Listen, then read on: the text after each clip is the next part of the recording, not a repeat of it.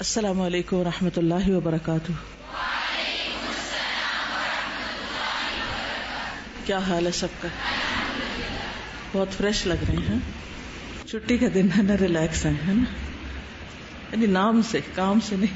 کچھ ورڈز ہوتے ہیں نا جن کو سنتے ہی ہم ریلیکس ہو جاتے ہیں، ان میں سے ایک ورڈ سنڈے بھی ہے۔ نحمدہ ونصلی علی رسولہ الکریم، اما بعد فاعوذ باللہ من الشیطان الرجیم، بسم اللہ الرحمن الرحیم، رب اشرح لی صدری ویسر لی امری واحلل عقدۃ من لسانی یفقہوا قولی۔ پیدائش المیاہ، پانیوں کی، والبحار، اور سمندروں کی۔ اللہ سبحانہ وتعالی ہی ہر چیز کا خالق ہے۔ پانی، سمندر، بارشیں، دریا، چشمے، نہریں، سب کچھ اسی نے بنائے۔ قال اللہ تعالی، اللہ تعالی کا فرمان ہے، هو الذی انزل من السماء ماء، وہ اللہ ہی ہے جس نے آسمان سے پانی اتارا۔ لکم منہ شراب، تمہارے لیے اس میں سے پینا ہے۔ ومنہ شجر فیہ تسیمون، اور اس میں سے درختوں کا اگنا جن میں تم چراتے ہو، یعنی اپنے جانوروں کو چارہ ڈالتے ہو یا جانور چراتے ہو۔ ینبت لکم بہ الزرع، وہ اگاتا ہے تمہارے لیے ساتھ اس پانی کے کھیتی کو۔ والزیتون، اور زیتون کو۔ والنخیل، اور کھجور کے درخت۔ والاعناب، اور انگور۔ ومن کل الثمرات، اور ہر طرح کے پھل۔ ان فی ذلک لآیۃ لقوم یتفکرون، یقیناً اس میں البتہ ایک نشانی ہے اس قوم کے لیے جو غور و فکر کرے۔ تو یہاں آسمان سے آنے والے پانی یعنی بارش کا ذکر کیا گیا ہے، اور اس کے فائدے بتائے گئے ہیں کہ جب بارش برستی ہے تو زمین پر پانی وافر مقدار میں ہوتا ہے، جس سے پھر انسان بھی پیتے ہیں اور درخت بھی اگتے ہیں، اور درختوں میں طرح طرح کے روزی کے سامان ہیں تمہارے لیے، کھیتیاں ہیں، زیتون ہیں، کھجور ہے، انگور ہیں، اور ہر طرح کے باقی پھل بھی۔ تو یہ سب قابل غور چیزیں ہیں، ان سب کے اندر غور و فکر کرو، اور غور و فکر کا نتیجہ کیا نکلتا ہے کہ یہ سب اللہ سبحانہ وتعالی ہی کا بنایا ہوا ہے، لہٰذا ہمیں اسی کی طرف متوجہ ہونا ہے۔ وہی رب العالمین ہے، وہی خالق ہے، وہی مالک ہے، وہی ہم سب کا رازق ہے، اور ہمیں اسی کی عبادت کرنی ہے اور اسی کی طرف اپنا رخ کرنا ہے، اسی سے مدد مانگنی ہے، اسی کے آگے جھکنا۔ ہمارے مانگے بغیر کس طرح ہماری ضروریات پوری کر رہا ہے۔ آسمان سے زمین تک ہر چیز ہماری خدمت میں لگی ہوئی ہے۔ تو جو رب بن مانگے دیتا ہے، کیا وہ مانگنے سے نہیں دے گا؟ جب سب کچھ اسی کا دیا ہوا ہے تو باقی بھی ہماری ساری ضروریات وہی پوری کرنے والا ہے۔ وقال اللہ تعالی، اور اللہ تعالی کا فرمان ہے، اولم یر الذین کفروا، کیا نہیں دیکھا ان لوگوں نے جنہوں نے کفر کیا، ان السماوات والارض کانتا رتقا، کہ آسمان اور زمین وہ دونوں تھے آپس میں ملے ہوئے، ففتقناہما، تو ہم نے ان کو جدا کر دیا، الگ الگ کر دیا، وجعلنا من الماء کل شیء حی، اور بنایا ہم نے پانی سے ہر زندہ چیز کو، افلا یؤمنون، کیا پھر نہیں وہ ایمان لائیں گے؟ تو اس طرح کائنات کی ایک اہم ترین نشانی دکھا کر اللہ سبحانہ وتعالی انکار کرنے والوں کو ایمان کی دعوت دے رہے ہیں۔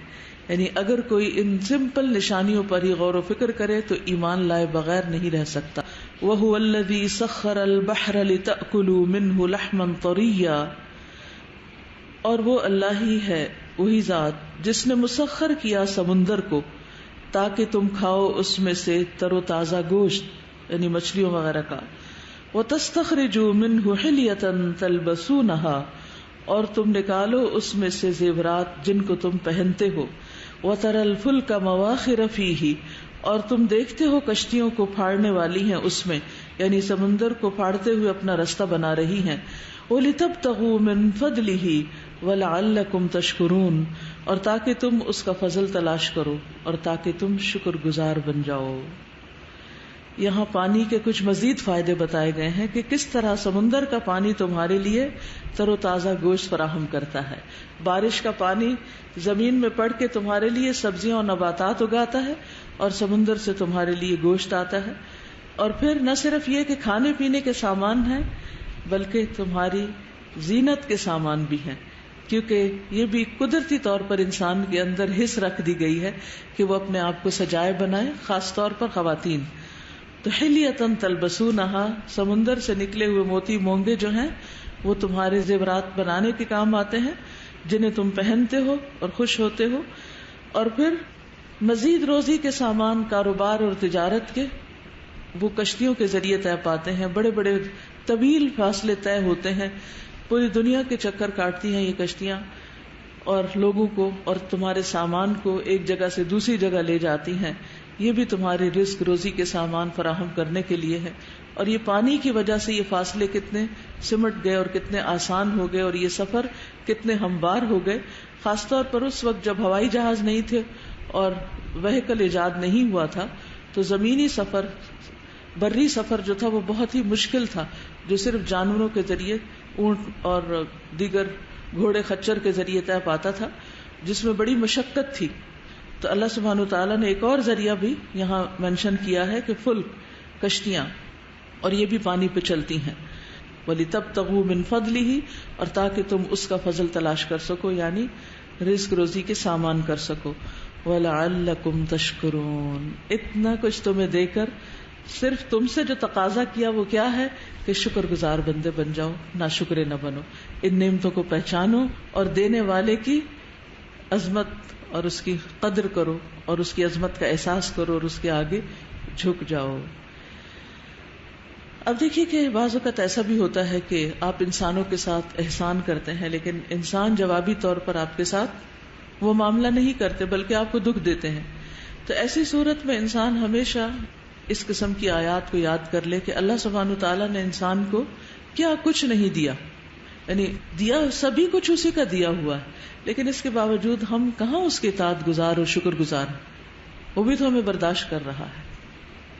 تو اگر ہم نے جن انسانوں کے ساتھ کچھ بھی نہیں کیا، یعنی کچھ ذرے کے برابر بھی نہیں، اس کے مقابلے میں جو کچھ ہمیں اللہ سبحانہ تعالیٰ نے دیا ہے اور جواباً ہم جو کچھ ناقدری کر رہے ہیں، تو کسی انسان کی ناقدری پر اتنا غم کرنے اور اتنا اپنے آپ کو گنوانے کی ضرورت. ہر چیز کا خالق ہے. خلق الماء، اس نے پیدا کیا پانی کو، وَأَوْدَعَ بَعْدَهُ فِي السِّحَابِ، اور سپرد کر دیا اس کے بعض حصے کو بادلوں میں، یعنی اس کے بعض حصے کو بادلوں میں رکھ دیا، یعنی کچھ پانی زمین پر ہے اور کچھ تمہارے اوپر آسمان میں بادلوں کی شکل میں. وَأَرْسَلَ عَلَيْهِ الرِّيَاحَ تَحْمِلُهُ بِأَمْرِ اللَّهِ، اور بھیجا اس پر ہواؤں کو جو اسے اٹھائے ہوئے ہیں، یعنی پانی کو، بِأَمْرِ اللَّهِ، اللہ کے حکم سے.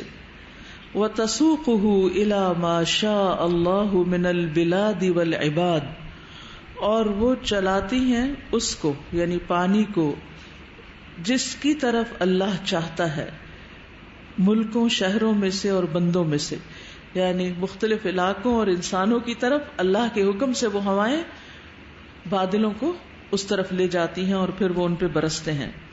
وَهُوَ الَّذِي أَرْسَلَ الرِّيَاحَ بُشْرًا بَيْنَ يَدَيْ رَحْمَتِهِ، اور وہ اللہ ہی ہے جس نے ہواؤں کو بھیجا اس کی رحمت کے آگے آگے خوشخبری دینے کے لیے.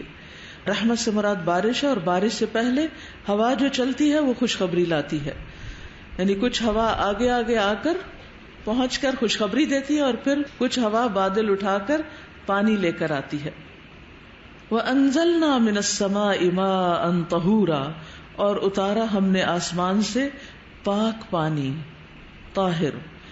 لِنُحْيِيَ بِهِ بَلْدَةً مَيْتًا، تاکہ ہم زندہ کریں اس کے ذریعے مردہ زمین کو. وَنُسْقِيَهُ مِمَّا خَلَقْنَا أَنْعَامًا وَأَنَاسِيَّ كَثِيرًا، اور ہم پلاتے ہیں اسے اس میں سے جن کو ہم نے پیدا کیا، مویشیوں میں سے اور انسانوں میں سے بہت سے، یعنی اس پانی کو پھر بہت سے انسان اور جانور پیتے ہیں اور ہم ہی اس کو پلانے والے ہیں. وَلَقَدْ صَرَّفْنَا بَيْنَهُمْ لِيَذَّكَّرُوا، اور البتہ تحقیق پھیر پھیر کے لائے ہیں ہم اس کو ان کے درمیان تاکہ وہ نصیحت پکڑے. فَأَبَى أَكْثَرُ النَّاسِ إِلَّا كُفُورًا، تو انکار کیا اکثر لوگوں نے مگر انکار ہی کا، یعنی انکار ہی پر تلے رہے، کفر اور ناشکری پر ہی تلے رہے، ان ساری نعمتوں کو اور اللہ تعالیٰ کی نصیحتوں کو خاطر میں نہیں لائے. اور طرف اللہ سبحانہ وتعالیٰ مادی نعمت کا ذکر کرتے ہیں اور دوسری طرف مانوی طور پر ہماری رہنمائی کرتے ہیں ان ساری نشانیوں کے ذریعے. یہ صرف رزق ہی نہیں تمہارے لیے بلکہ غور و فکر کا ذریعہ بھی ہے، اللہ تعالیٰ کی طرف رجوع کرنے، اس کی عبادت کرنے اور اس کی شکر گزاری کا ذریعہ بھی ہیں یہ ساری چیزیں. یعنی رزق تو کھاؤ لیکن اسی کے بندے بن کر رہو. ان خلق الماء بذاتہ آیہ، بے شک پانی کی تخلیق اپنی ذات میں ایک نشانی ہے. یجتمع ویتفرق بامر اللہ، جو اللہ ہی کے حکم سے اکٹھا ہوتا ہے اور جدا ہوتا ہے. ان شئت رأیتہ قطرات، اگر تم چاہو تو اسے قطروں کی شکل میں دیکھو. وان شئت رأیتہ بحرا محیطا بہذہ الارض، اور اگر تم چاہو تو اسے بحر محیط یا اٹلانٹک اوشن کی شکل میں دیکھو اس زمین میں، یعنی جہاں اتنا سارا پانی اکٹھا ہے، اور کہاں یہ کہ وہی پانی ایک اکائی قطرے کی شکل میں بھی تم دیکھ سکتے ہو. یہ بھی اللہ کی ایک قدرت ہے کہ دونوں طرح اس نے تمہیں دکھایا اور ان دونوں میں ہی نشانیاں ہیں. وَبِهَذَا الْمَاءِ جَعَلَ اللَّهُ كُلَّ شَيْءٍ حَيٍّ، اور اسی پانی کے ذریعے اللہ نے ہر زندہ چیز کو بنایا. ثم جمعه فی السحاب آیۃ اخری، پھر اس کا جمع ہونا بادلوں میں ایک اور نشانی ہے. ثم سیر هذا البحر العظیم فی جب السماء آیۃ اخری، پھر اس بہت بڑے سمندر کا آسمان کی فضا میں چلنا بھی ایک اور نشانی ہے. یعنی پورا سمندر ہے جو اوپر بھی اڑ رہا ہے ہمارے، ایک تو زمین پر ہے اور ایک آسمانوں میں. وَهُوَ الَّذِي يُرْسِلُ الرِّيَاحَ بُشْرًا بَيْنَ يَدَيْ رَحْمَتِهِ، وہ اللہ ہی ہے جو ہواؤں کو خوشخبری بنا کر بھیجتا ہے اس کی رحمت کے آگے آگے. حَتَّى إِذَا أَقَلَّتْ سَحَابًا ثِقَالًا، یہاں تک کہ جب وہ اٹھا لیتی ہیں بھاری بادل.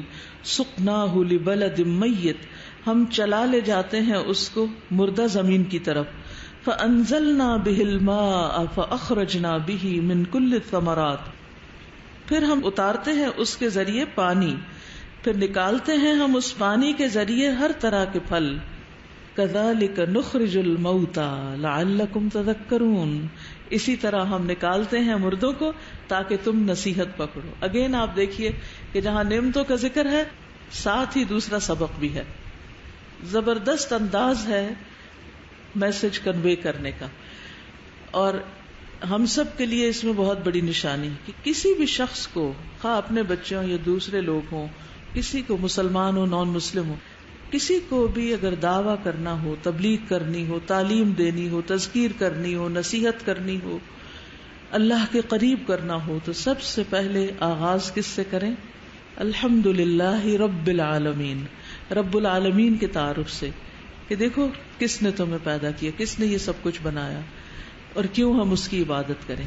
اور پھر انہی نشانیوں میں اس کی قدرت کو جو ہمیں نظر آتی ہے وہ اس کو دکھائیں تاکہ اس کا دل اپنے رب کی طرف راغب ہو، مائل ہو، اور پھر وہ خود جھک جائے.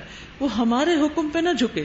مشکل یہ ہے کہ ہم اپنے بچوں کو اپنے حکم کے ساتھ نماز کے لیے جھکنے کو کہتے ہیں کہ ہمارا آرڈر ہے تم ایسا کام کرو، تو وہ ہمارے لیے کیوں کرے؟ پھر جب ہمارے غضب کو دیکھیں گے تو کر لیں گے، ہم پیچھے پھریں گے تو کر لیں گے، اور جب ہم نہیں ہوں گے تو نہیں کریں گے، کیونکہ وہ ان کے اندر سے نہیں اٹھا، اوپر سے ٹھوسا جا رہا ہے. تو جب تک اندر سے اشتہا نہ ہو، رغبت نہ ہو، تو کسی بھی چیز کو لینا مشکل ہوتا ہے. تو سب سے پہلے زمین ہموار کرنے کی ضرورت ہوتی ہے، دلوں کو تیار کرنے کی ضرورت ہوتی ہے، دلوں کو نرم کرنے کی، اور وہ نعمتوں سے ہوتے ہیں یا پھر انجام کی فکر سے ہوتے ہیں. جب وہ دل نرم ہو جاتے ہیں تو پھر اللہ کا حکم، اللہ کی بات ان میں ڈالنا آسان ہوتا ہے. اور جب وہ بات لوگوں کے اندر اتر جاتی ہے تو پھر ان سے خود بخود خیر پھوٹنے لگتی ہے. اور یہی طریقہ ہمیں اختیار کرنا چاہیے. جس طرح اللہ سبحانہ وتعالیٰ ان نعمتوں کا ذکر کر کے ہمیں یاد دہانی کرا رہے ہیں کہ دیکھو ایسے ہی ایک دن تم زمین سے نکل آؤ گے، جیسے آج تمہارے درخت اور پھل نکل رہے ہیں کل تم بھی یوں ہی نکل آؤ گے. شاید کہ تم نصیحت پکڑو، اپنے انجام کی کچھ فکر کرو کہ مرنے کے بعد ختم نہیں ہونا، اٹھنا ہے اور جواب دینا ہے. تو کیا جواب دیں گے اگر آج ان نعمتوں کو کھا کر، ان کو پی کر، ان کو استعمال کر کے اپنے رب کو نہیں پہچانا، اس کے آگے نہیں جھکے تو، اس کی اطاعت نہیں کی. علی شکل قطرات آیۃ اخری. پھر پانی کا نازل ہونا بادلوں سے زمین کی طرف اترنا قطروں کی شکل میں ایک اور نشانی ہے. یہ بھی ایک حیرت انگیز چیز ہے کہ وہ پانی جو بادلوں میں اکٹھا ہے وہ قطرہ قطرہ بن کے نیچے گرتا ہے. ثم جمعه واسکانه فی الارض وحفظه آیۃ اخری. پھر اس کا جمع کرنا اور اس کا ٹھہرانا زمین میں اور اس کی حفاظت ایک اور نشانی ہے. یعنی پہلے تو وہ قطروں کی شکل میں اترتا ہے، پھر زمین میں جذب ہوتا ہے، پھر نیچے اتر جاتا ہے اور پھر وہاں جا کر صاف ستھرا ہو کر محفوظ ہو جاتا ہے اور انسانوں کو فائدہ پہنچاتا ہے. اگر یہ زمین کے اندر اتر کر محفوظ نہ ہوتا اور سارا زمین کے اوپر ہی رہ جاتا تو ہم اس کو کس طرح استعمال کر سکتے تھے؟ ہم اس کی حفاظت، یعنی یہاں پر اسکان اور جم تو پھر بھی کسی نہ کسی شکل میں ہو ہی جاتا ہے. ٹینکیوں میں بھی پانی بھر لیتے ہیں اور نہریں بھی اور دریا بھی جو سطح زمین کے اوپر ہوتے ہیں. لیکن حفظہ آیۃ اخری، اس کی حفاظت یعنی تاکہ وہ محفوظ رہے آئندہ جنریشنز کے لیے، یہ ایک اور بہت بڑی نشانی ہے. ثم تفجرہ بعد ذلک من الارض ینابیع وعیونا آیۃ اخری. پھر اس کا پھوٹ پڑنا اس کے بعد زمین سے چشموں کی شکل میں. ینابیع اور عیون میں تھوڑا سا فرق ہے، یعنی اصل میں دونوں ہی زمین کے اندر سے نکلتے ہیں، زمین سے نکلنے والے پانی کے لیے استعمال ہوتا ہے، وہ جو اوپر کی طرف اٹھتے ہیں اور وہ جو سطح زمین پر بہتے ہیں. پھر یہ ایک اور نشانی ہے. وَيَدُ اللَّهِ تُمْسِكُهُ، اور اللہ کا ہاتھ اس کو تھامے ہوئے، وہی اس کو کنٹرول کیے ہوئے. فَلَا يَذْهَبُ فِي الْأَغْوَارِ الْبَعِيدَةِ، تو نہیں وہ جاتا دور کی غاروں میں یا گہرائیوں میں. الَّتِي لَا يَظْهَرُ مِنْهَا أَبَدًا، وہ جو اس میں سے کبھی بھی ظاہر نہ ہو، نظر ہی نہ آئے. أَلَمْ تَرَ أَنَّ اللَّهَ أَنزَلَ مِنَ السَّمَاءِ مَاءً، کیا تم نے دیکھا نہیں کہ بے شک اللہ نے آسمان سے پانی اتارا. فَسَلَكَهُ يَنَابِيعَ، پھر چلا دیا اس کو چشموں کی شکل میں. فی الارض، زمین میں، یعنی چشمے بنا کر زمین میں اس نے اسے چلا دیا. ثم یخرج به زرعا مختلفا الوانه، پھر وہ نکالتا ہے اس کے ذریعے کھیتی، مختلف ہیں رنگ اس کے، یعنی رنگا رنگ کی سبزیاں اور پھل اور مختلف چیزیں اگتی ہیں ان کے علاوہ بھی. ثم یہیج، پھر وہ خشک ہو جاتی ہے. فتراہ مصفرا، پھر تم دیکھتے اس کو کہ پیلی پڑ گئی، زرد ہو گئی. ثم یجعلہ حطاما، پھر وہ بنا دیتا ہے، کر دیتا ہے اس کو ریزہ ریزہ، چورا چورا. ان فی ذلک لذکری لأولی الالباب، یقیناً اس میں البتہ نصیحت ہے عقل والوں کے لیے. اگین آپ دیکھیں کہ وہی انداز ہے، پہلے نعمت کا ذکر کیا گیا، پانی کی، اور اس کے فائدے بتائے گئے، اور پھر اس کا انجام کہ کس طرح اللہ تعالیٰ ان سب چیزوں کو ریسائیکل بھی کر دیتا ہے کہ وہ تمہارے لیے بوجھ نہ بنے. اور اس میں بہت بڑی نشانی ہے، پھر نشانی کی طرف متوجہ کرتا ہے. اس سے پتہ یہ چلتا ہے کہ عقل مند لوگ ہر چیز سے سبق لیتے ہیں. وہ صرف کھانا کھا ہی نہیں لیتے، وہ پھول دیکھ ہی نہیں لیتے، پہن ہی نہیں لیتے، وہ پانی پی ہی نہیں لیتے، بلکہ ہر کھانا اور ہر پینا اور ہر نعمت اور ہر نشانی ان کو اپنے رب کی یاد دلاتی ہے، اس کے احکامات یاد دلاتی ہے اور اس کے قریب کرتی. یعنی اگر ایک طرف ہم قرآن مجید پڑھ کے روحانی غذا حاصل کرتے ہیں اور دوسری طرف جو جسمانی غذا بھی ہم حاصل کرتے ہیں، اس کے آخر میں بھی اگر ہماری آنکھیں کھلی ہوں تو وہاں سے بھی ہمیں پوری کائنات سے ایک روحانی غذا حاصل ہو سکتی ہے اور بہت سے سبق مل سکتے ہیں. لیکن اس کے لیے ضرورت ہے کس بات کی؟ کہ انسان اولو الالباب ہو، پیس آف مائنڈ ہو اس کے اندر، عقل والا کچھ دماغ ہو، کچھ سوچے سمجھے، غور و فکر کرے. آیات ربک، وحیات النبات، اور پودوں کی زندگی یا نباتات کی زندگی، التی تعقب، جو پیچھے آتی ہے، نزول الماء، پانی اترنے کے، وتنشأ عنہ، اور اس سے نشو نما پاتی ہے، یعنی نہ صرف یہ کہ وہ اگتے ہیں اس سے بلکہ اس سے بڑھتے بھی ہیں. آیۃ عجیبۃ من آیات ربک، تیرے رب کی عجیب نشانیوں میں سے ہے. وقبول الارض لهذا الماء وابتهاجها به، اور زمین کا اس پانی کو قبول کر لینا اور اس کے ساتھ بارونق ہونا. وَإِظْهَارُهَا زِينَتَهَا بِسَبَبِهِ آیَةً أُخْرَى، اور اپنی زینت کا اظہار کرنا اس کے سبب ایک اور نشانی. یعنی پودے جو ہیں وہ زمین پر خوبصورت بھی لگتے ہیں، ایک منظر پیش کرتے ہیں.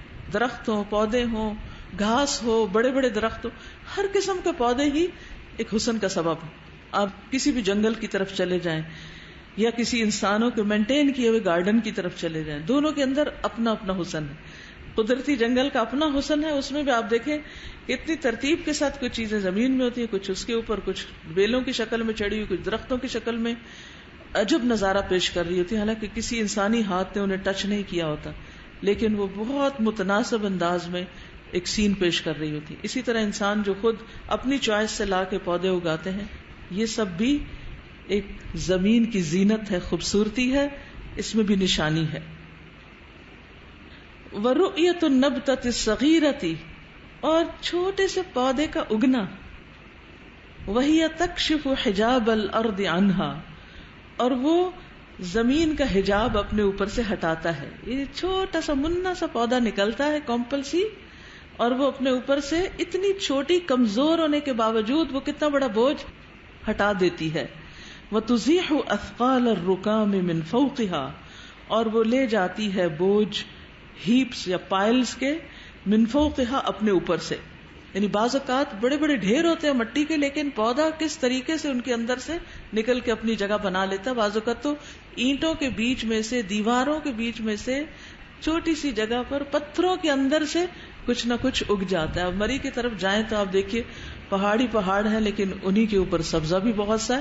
تو انہوں نے کتنے رکام اپنے اوپر سے ہٹائے ہوں گے باہر نکلنے کے لیے، اور کیسے اپنی جڑیں بنائی ہوں گی اس پتھریلی زمین میں، جہاں کہیں بھی مکس مٹی ہے اس کے اندر پھیلتے چلے گئے. تو یہ بھی ایک عجب نشانی ہے. وَتَتَطَلَّعُ إِلَى الْفَضَاءِ وَالنُّورِ وَالْحُرِّيَّةِ آیَةً أُخْرَى، اور ان کا طلوع ہو جانا، ظاہر ہو جانا فضا میں اور روشنی میں اور آزادی میں ایک نشانی ہے، دوسری ایک اور نشانی ہے. یعنی کس طرح وہ پہلے اندھیرے میں تھے اور پھر وہ باہر آ گئے روشنی میں. یعنی یہ پودے اور یہ ساری چھوٹے چھوٹے زمین کے نباتات. السلام علیکم استاذہ، یہ وہ ہے نا کہ پودے جو ہوتے ہیں وہ سورج کی طرف منہ کر کے اگتے ہیں، تتطلع یعنی اس طرف. ہاں جی، اور کچھ ہوا کی طرف، اور کچھ جو ہیں وہ کسی جو سپورٹ ہوتی ہے دوسرے پودے ہوتے ہیں ان کی طرف منہ کر کے اگتے ہیں. وَرُؤْيَةُ النَّبْتَةِ وَالشَّجَرَةِ، اور نباتات اور درختوں کا منظر، رؤیا منظر. وَهِيَ تَصْعَدُ رُوَيْدًا رُوَيْدًا إِلَى الْفَضَاءِ آیَةً أُخْرَى، اور وہ چڑھتے ہیں تھوڑا تھوڑا کر کے فضا کی طرف، اوپر کو، ایک اور نشانی ہے. كُلُّ ذَلِكَ كَفِيلٌ بِأَن يَمْلَأَ الْقَلْبَ الْمَفْتُوحَ ذِكْرًا، ہر ایک اس بات کی کفالت کرتا ہے یا ذمہ دار ہے کہ وہ بھر دے دل مفتوح کو، یعنی کھلے دل کو، یعنی جو دل کھلا ہوا ہو، بند نہ ہو، ذکر یاد سے، یعنی اس نصیحت سے، یاد دہانی سے، یہ ساری چیزیں دل کو بھر دیتی ہیں. وَأَن يُثِيرَ فِيهِ الْإِحْسَاسَ بِاللَّهِ الْخَالِقِ الْمُبْدِعِ، اور یہ کہ ابھارے اس میں احساس کو، اللہ جو خالق ہے، جو نئے سرے سے پیدا کرنے والا، ایجاد کرنے والا ہے، مبدع، یعنی اس کے احساس سے، یعنی دل اللہ کی محبت سے بھر جاتا ہے، اس میں اللہ تعالی کی قدرت کا احساس پیدا ہو جاتا ہے کہ وہی خالق ہے، وہی بدیع السماوات والارض ہے. الذی خلق فسوی والذی قدر فہدی، وہ جس نے پیدا کیا پھر ہموار کیا، برابر کیا، اور وہ جس نے اندازہ کیا یا تقدیر بنائی، پھر راہ دکھائی، وہ خود راستے بتاتا ہے. دیکھیے انسان کے اندر تو پھر کچھ عقل ہوتی ہے، اور انسان کا بچہ تو پروٹیکٹڈ ہوتا ہے سمجھدار ماں باپ کے ذریعے، اور کس طرح وہ اس کو یعنی ماں سکھاتی ہے نا کہ کیا کرنا ہے، سردی ہے، گرمی ہے، اس سب چیزوں سے بچاتے. پھر اس کے بعد حیوانات کا درجہ آتا ہے، اللہ سبحانہ و تعالیٰ ان کو بھی سکھاتا ہے، اور کس طرح ایک عام جانور جو نہ بول سکتا ہے، نہ بات کر سکتا ہے، نہ کچھ، لیکن اس کو یہ سب پتا ہے کہ کس طرح اپنے بچے کو پالنا ہے اور کیسے بڑھانا ہے. اور پھر اس سے بڑی نشانی یہ کہ پودے جن کی نہ آنکھیں ہیں، نہ زبان ہے، نہ کان ہے، کس طرح وہ اپنا رستہ بناتے ہیں اور کہاں تک بڑھتے جاتے ہیں، اور کس طرح پھل لا رہے ہیں اور کس طرح پھول لا رہے ہیں. یہ عجیب و غریب نشانیاں ہیں اللہ کی کہ جو انسان کو حیرت میں گم کر دیتی ہیں اور دل کو اللہ کی یاد سے، اللہ کی محبت سے بھر دیتی ہیں. ضرورت اس بات کی ہے کہ انسان ان کی طرف توجہ کرنے والا ہو. استاذہ اس میں جو سیڈ ہی ہے، چھوٹا سا ہم سیڈ لیتے ہیں اور اس سے اتنا اچانک سے آہستہ آہستہ بڑھ بڑھ کے کافی بڑا وہ درخت بن جاتا ہے، تو یہ بھی بہت بڑی نشانی ہے کہ چھوٹی سی ایک چیز ہم ڈالے ہیں، وہ ڈال دی ہے زمین میں اور وہ اتنا بڑا روئیدن بڑھتے بڑھتے کہاں تک. اور ان سب کو اپنی حدود پتا ہے، یہاں تک بڑھنا ہے، اس سے آگے پھر نہیں بڑھتے. اور کس طرح ان کو پتا ہے کہ اب پھل لانا ہے اس موسم میں، اب نہیں لانا. کون سکھاتا ہے ان کو؟ اللہ سبحانہ و تعالیٰ ہی ان کے اندر ڈالتا ہے.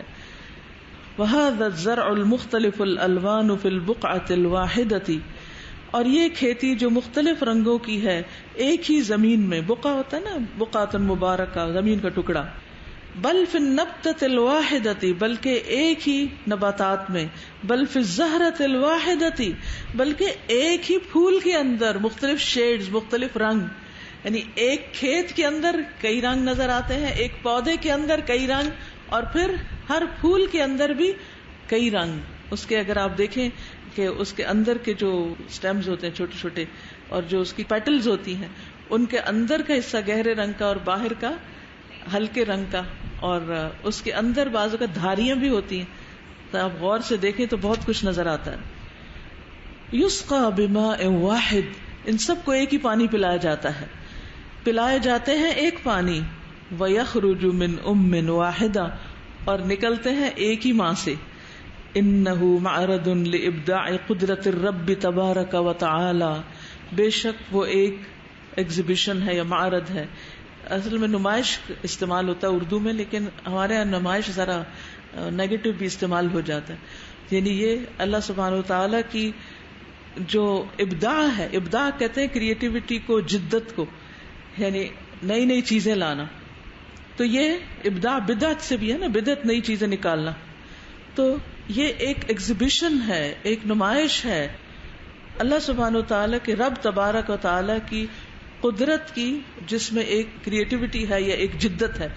مثلا ایک پودا ہے، وہ جب اگتا ہے تو کچھ پتے ہلکے ہلکے پرانے ہوتے رہے، لیکن پھر کیا ہوتا ہے اس کے اندر، پھر نئے پتے آنے لگتے ہیں، پھر وہ ایک وقت آتا ہے جھڑ جاتے، پھر بالکل نئے پتے آ جاتے، پھر ہر سال نئے پھل، نئے پھول. تو یعنی کہ نئے نئے رنگ ہم ان کے اندر دیکھتے ہیں، اور یہ اللہ سبحانہ وتعالیٰ کے بدیع السماوات والارض ہونے کی نشانی بھی ہے. وَهَذَا الزَّرْعُ النَّامِي، اور یہ کھیتی جو نمو پا رہی ہے، نامی نشو نما پا رہی، لَهُ أَجَلٌ وَلَهُ عُمْرٌ يَبْلُغُ تَمَامُهُ، اس کی ایک اجل ہے، ایک مدت ہے، اور اس کی ایک عمر ہے جو پہنچتی ہے اپنے تمام کو، اپنی انتہا کو، جو اللہ نے اس کے لیے مقرر کی ہے. وَيَسْتَوْفِي أَيَّامَهُ، اور پورا کرتی ہے اپنے دنوں کو. ثُمَّ يَهِيجُ، پھر خشک ہو جاتی ہے. فَتَرَاهُ مُصْفَرًّا، پھر تم دیکھتے ہو اس کو کہ زرد ہو گئی، پیلی ہو گئی. وَقَدْ بَلَغَ غَایَتَهُ الْمُقَدَّرَةَ لَهُ، اور تحقیق وہ پہنچ جاتی ہے اپنے مقدر کیے ہوئے انجام کو یا غایت کو، مقصد کو. فَيَنْضُجُ لِلْحِصَادِ، تو وہ پکتی ہے کھیتی کے لیے، یعنی کچھ بیج جو ہے وہ پک جاتے ہیں زرد ہو کر. پھر ثُمَّ يَكُونُ حُطَامًا، پھر وہ چورا چورا ہو جاتی ہے. قَدْ اسْتَوْفَى أَجَلَهُ، جس نے اپنی عمر پوری کر دی، اپنی مدت پوری کر لی. وَأَدَّى دَوْرَهُ، اور اپنا دور ادا کر دیا، اپنا کام یعنی اپنا جو رول تھا پلے کر دیا. رول اسی سے اپنا دور یا اپنا جو سرکل تھا یا سائیکل تھا، اپنا کردار ادا کر دیا. اپنا جو سائیکل تھا، جو اس کے کام کرنے کا جو وقت تھا یا مقرر مدت تھی، وہ اس نے کمپلیٹ کر دی. وَأَنْهَى دَوْرَتَهُ مُطِيعًا نَافِعًا، اور اس نے اختتام کیا اپنے دورہ کا مطیع ہو کر، نفع مند ہو کر، یعنی دنیا سے کچھ کر کے گیا وہ پودا. کیا بڑی نشانی ہے ہم سب کے لیے کہ ہم اس زندگی کا دورہ پورا کرتے ہوئے، اس زندگی کی مدت پوری کرتے ہوئے کتنے پھول لاتے ہیں، کتنے پھل لاتے ہیں، کتنے مطیع ہیں، کتنے نافع ہیں. کیونکہ پودے تو یہ سب کچھ کر رہے ہیں اور ہم کیا کر رہے ہیں؟ جی وہ اطاعت کرتے ہیں، اسی لیے نفع مند ہوتے ہیں، پروڈکٹیو ہوتے ہیں. کما قدر لہ واہب الحیات سبحانہ، جس طرح مقدر کیا اس کے لیے زندگی عطا کرنے والے نے، بخشنے والے نے، سبحانہ و تعالی نے. وفی ذلک ذکری لأولی الالباب والعقول، اور اس میں نصیحت ہے. وکما ینزل اللہ الماء من السماء، جیسے اللہ اتارتا ہے آسمان سے پانی. فَيُحْيِيَ بِهِ الْأَرْضَ بَعْدَ مَوْتِهَا، پھر زندہ کرتا ہے اس کے ذریعے زمین کو اس کی موت کے بعد. وَيُنْبِتُ لِلْعِبَادِ بِهِ زَرْعًا مُخْتَلِفًا أَلْوَانُهُ، اور وہ اگاتا ہے بندوں کے لیے ساتھ اس پانی کے کھیتی کو، مختلف ہے رنگ جس کے. وَكَذَلِكَ يُنَزِّلُ سُبْحَانَهُ مِنَ السَّمَاءِ وَحْيًا وَذِكْرًا تَتَلَقَّاهُ الْقُلُوبُ الْحَيَّةُ فتنفتح وتنشرح. اسی طرح اتارتا ہے اللہ سبحانہ وتعالی آسمان سے وحی کو، اور ذکرن، اور ذکر کو بھی. تتلقاہ القلوب الحیہ، جسے زندہ دل قبول کر لیتے ہیں، یعنی وہ دل جن کے اندر زندگی ہوتی ہے وہ اس وحی الہی کو، اللہ تعالی کے احکامات کو، اس کے کلام کو قبول کرتے چلے جاتے ہیں. فتنفتح، پھر وہ کھل جاتے ہیں. وتنشرح، اور ان کا شرح صدر ہو جاتا ہے. وتغیر به باذن اللہ وجہ الحیات البشریہ، اور بدل جاتا ہے اس کے ذریعے سے انسانی زندگی کا رخ. پھر انسانوں کا رخ ہی بدل جاتا ہے، ان کی پرائرٹیز ہی کچھ اور ہو جاتی ہیں، ان کی سوچ ہی کچھ اور ہو جاتی، ان کے فیصلے ہی کچھ اور ہو جاتے ہیں. پھر وہ عام انسانوں کی طرح نہ رہتے ہیں، نہ سوچتے ہیں، نہ چلتے ہیں، نہ پھرتے ہیں. اس کلام کے پڑھنے کے بعد، دلوں میں لے جانے، قبول کرنے کے بعد پھر تو حال ہی بدل جاتا ہے. بِأَحْسَنِ الْأَخْلَاقِ، عمدہ اخلاق کے ساتھ، وَالْآدَابِ، اور آداب، مینرز، وَالْعِبَادَاتِ، اور عبادات، وَالْمُعَامَلَاتِ، اور معاملات، وَالْمُعَاشَرَاتِ، اور باہم رہن سہن. ہر چیز بدل جاتی ہے، ہر چیز کے اندر ایک سلیقہ آ جاتا ہے، ایک حسن آ جاتا ہے، ایک خوبصورتی آ جاتی ہے. انسان کو جینے کا ڈھنگ آ جاتا ہے، رہنا سیکھ لیتا ہے. جتنا وہ اس کو جذب کرتا ہے، جتنا اس کو قبول کرتا ہے، جتنا اپنے اندر لیتا ہے، اسی مقدار سے پھر اس کے اندر سے خیر پھوٹتی. کیونکہ وہ جو وحی کی اترنے کی مثال حدیث میں آتی ہے نا کلام اللہ کی، کہ 3 طرح کی زمینیں ہوتی ہیں. ایک تو اپنے اندر جذب بھی کر لیتی ہے اور پھر سبزہ اگاتی ہے. دوسری جذب تو نہیں کرتی لیکن پانی روک لیتی ہے. اور تیسری، اب سوچنے کی بات ہے کہ ہم کیسے انسان ہیں، ہم کیسے انسان ہیں، ہم سے کیا پھوٹ رہا ہے، ہم کیا دے رہے ہیں، ہمارا اخلاق کتنا بدلا ہے، ہمارا معاملہ کیسا اچھا ہوا ہے، ہمارے معاملات کیا بہتر ہوئے ہیں. کیا واقعی ہم حامل القرآن ہیں؟ کیا قرآن سے ہمارے دل کھل اٹھے ہیں، کھل گئے ہیں، ان میں وسعت آئی ہے، انہوں نے خیر سموئی ہے، اور پھر اس خیر کو آگے بانٹنے کی کوشش کی ہے، اس سے اپنے آپ کو بھی سیراب کیا ہے، مزین کیا ہے، سرسبز کیا ہے، زینت بخشی ہے، اور پھر جو ہمارے آس پاس کے لوگ ہیں ان تک اس کے اثرات کیسے گئے ہیں. ہم سب کے لیے سوچنے کا مقام ہے کہ زمین تو جب پانی قبول کرتی ہے تو خوبصورت ہو جاتی، فائدہ پہنچاتی، آخری ذرے تک فائدہ مند ہوتی. آپ دیکھیے کہ کھانے کی چیز ہم کھا لیتے ہیں، کچھ چیزیں جانور کھا لیتے ہیں، باقی سوکھی لکڑی جلانے کے کام آ جاتی، کچھ پتے گر کر زمین کو کھاد فراہم کر دیتے ہیں، زرخیز ہو جاتے ہیں. بیج جو ہیں وہ آئندہ کھیت اگانے کے کام آتے ہیں. ہے کوئی حصہ جو بیکار ہو یا زمین کے لیے بوجھ ہو یا نقصان دہ ہو؟ کیا ہمارے بھی سارے اقوال، افعال، اعمال، طور طریقے اسی طرح ہیں کہ ہم ہر لمحہ فائدہ مند ہیں، خوشی کے حال میں ہے یا غم کے حال میں؟ کیونکہ کچھ چیزیں انسان خوشی کے ذریعے حاصل کرتا ہے اور دیتا ہے اور بانٹتا ہے، اور کچھ چیزیں، کچھ وسعتیں انسان کے اندر صرف اس وقت آتی ہیں جب انسان غم اور صدمے اور حادثے، تکالیف اور مشکلات سے گزرتا ہے. اس کے بغیر انسان سیکھ ہی نہیں سکتا، اس کے اندر گہرائی آتی ہی نہیں، کیونکہ اس کے بغیر انسان کا ذہن کھلتا ہی نہیں.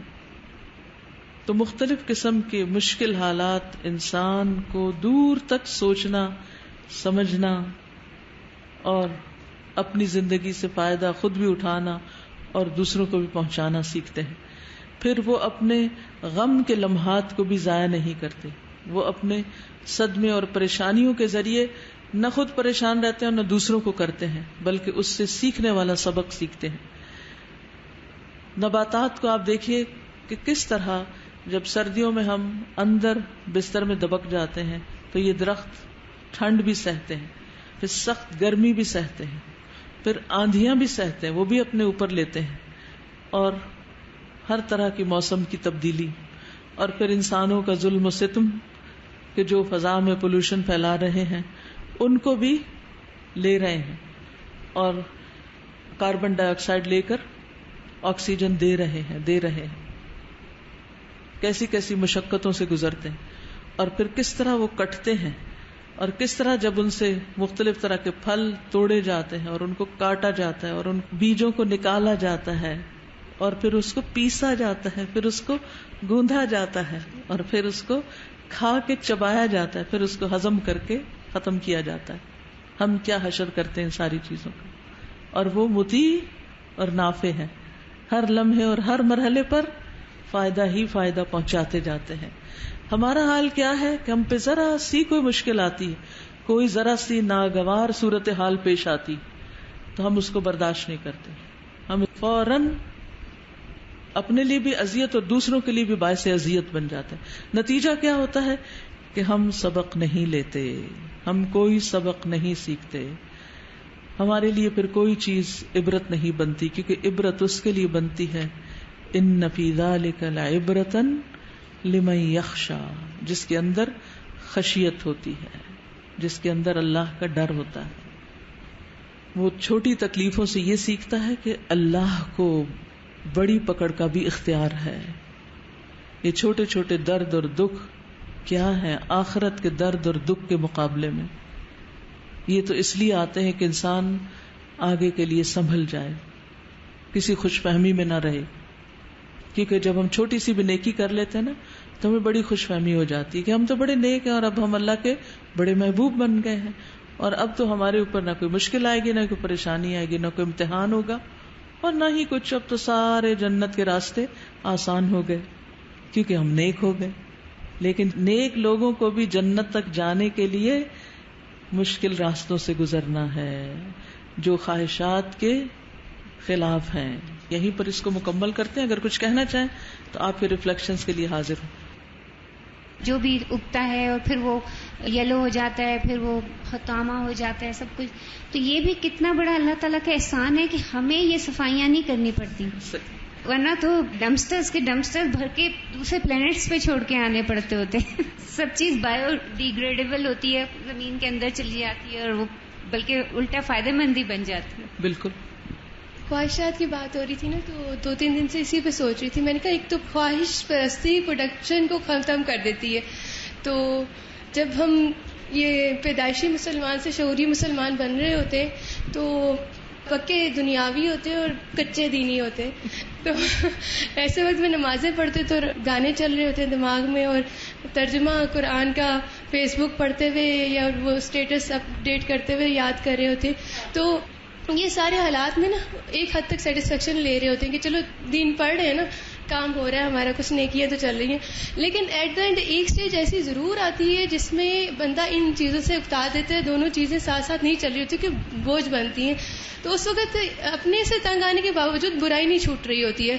بندہ کہتا ہے کہ میں خواہش کا غلام نہیں ہوں، لیکن پھر بھی وہ اس کا غلام ہو رہا ہوتا ہے. تو اس میں کل یہ جو دعا کا ہے نا اثر، لوگ دعا کو بہت ہلکا جان لیتے ہیں یا پھر صرف دعاؤں پہ ہی رہتے ہیں کہ چلیں دعائیں کر لیتے ہیں تو اللہ تعالیٰ جائے گا، یا پھر وہ بہت عمل پرست ہو جاتے ہیں. تو اس میں یہ کہ اللہ کو دل سے پکارے نا، تو بے شک وہ 99 قاتل مجھے بار بار یاد آتا ہے کہ بندہ ڈی-سی ڈرائیو بار بار ڈیلیٹ کرتا ہے گانوں سے، بار بار موویز کو دیکھنے کی وہ کرتا ہے، لیکن وہ دوبارہ پڑ جاتا ہے. پھر یہ کہ مصروفیت انسان سے برائی چھڑا دیتی ہے، لیکن اصل میں برائی وہ چھوڑتا ہے جو مصروف نہیں بھی ہوتا نا، تو اس کو دعوت دی جائے تو وہ انکار کر دیتا ہے کہ میں اپنے اللہ سے ڈرتا ہوں. تو بعض اوقات تو فلمیں دیکھنے کا ٹائم نہیں ملتا اس دوران میں، لیکن جیسی سنڈیز یا جیسی عید کی چھٹیاں، مصروفیت کی وجہ سے اگر کچھ چیز چھوڑی ہے تو وہ تو اللہ کے لیے نہیں چھوڑی، اصل چھوڑی تو وہ ہے جو خشیت سے چھوڑی.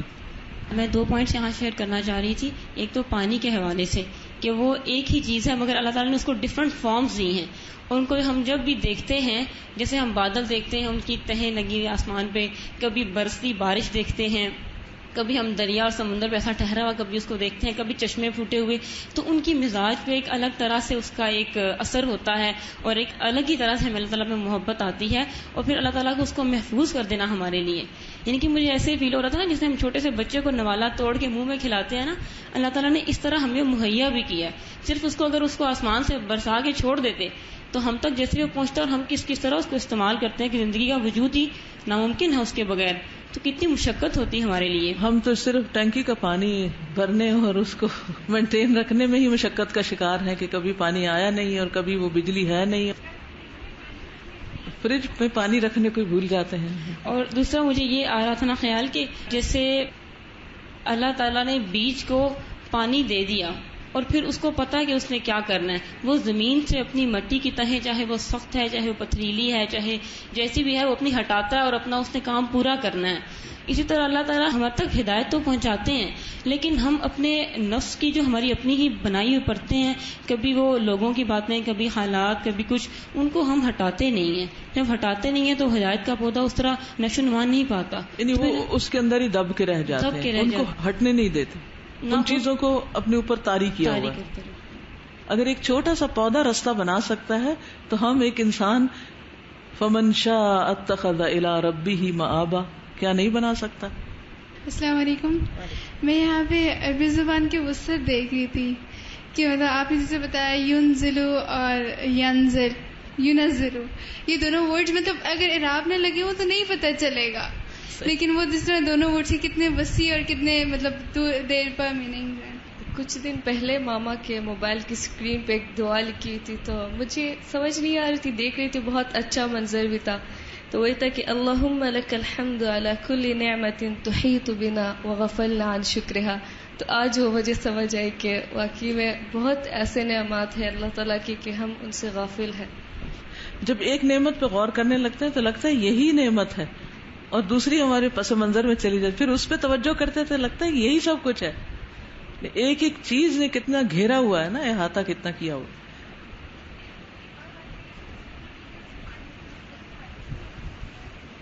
سر جیسے پانی کی مختلف حالتیں ہیں نا، کبھی وہ زمین کے نیچے ہے اور کبھی بادلوں کی فارم میں ہے، کبھی گلیشیئرز کی فارم میں. تو ایک تو ہر چیز کی پلیسمنٹ، اگر گلیشیئر اوپر آسمان پہ ہوتے اور خدا نہ خواستہ کسی وقت سر پہ گرتے تو کیا حال ہوتا. اور دوسری بات یہ کہ پانی کی تعداد جب سے دنیا بنی اتنی ہے، وہ بڑھ نہیں رہا نہ گھٹ رہا ہے، وہ بس اس کی فارمیشن چینج ہو جاتی ہے. اور جب وہ زمین میں اترتا ہے تو وہ بیکٹیریا فری ہو جاتا ہے. ہم تو کتنا پانی گندا کر دیتے دھونے میں اور نجاست کو صاف کرنے میں، لیکن یہ کہ اللہ تعالیٰ اسے پھر ویسے ہی بنا دیتا ہے. اور حفظ میں آپ دیکھیں گلیشیئرز بھی ہیں اور نمک بھی ڈال کے اس کو محفوظ کیا اور مختلف طریقوں سے. السلام علیکم. میں سوچ رہی تھی کہ جب پودا جو ہے ہم اتنا نقصان اٹھاتا ہے، وہ اتنی مصیبت سہتا ہے، پھر بھی ہمیں فائدہ دیتا ہے، اور بندے کو تھوڑی سی مصیبت پہنچ جائے نا تو وہ اگلے بندے کو نقصان دینے کے لیے سوچتا ہے کہ میں نے تو اب اس کو یہ کر کے چھوڑنا ہے. بالکل.